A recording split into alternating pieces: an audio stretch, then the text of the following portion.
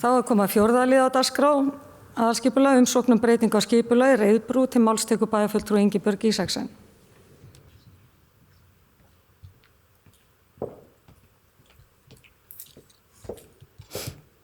Forseti, ágætir bæjarfulltrúar.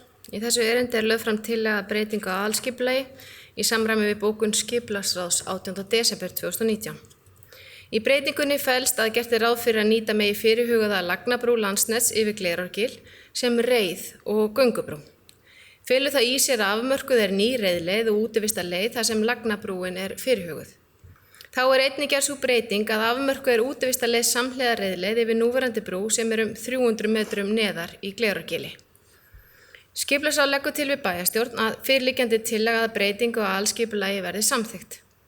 Að mati ráðsins breytingin óveruleg, samanber 2. málsgrein 36. grein skipulagslaga, nr. 123 frá árinu 2010, þar sem hún hefur hvorki verulegar breytingar á landnotkun í för með sér, né sé líkleg til að hafa mikil áhrif á einstaka aðila eða áhrif á stór svæði.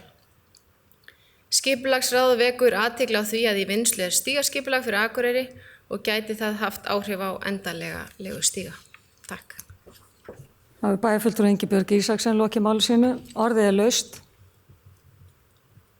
sem enginn hefur hvatt sér hljóðs.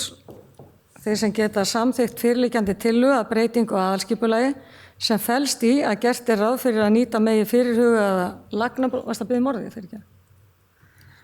Lagnabrú Landsnets yfir Glerárgil sem reið og göngubrú og jafnframt verði afmörkuð útivistarleið samhliða reiðleið yfir núverandi brú sem 300 metrum neðar í Glerárgili gefum merki. Það 11. Takk fyrir það.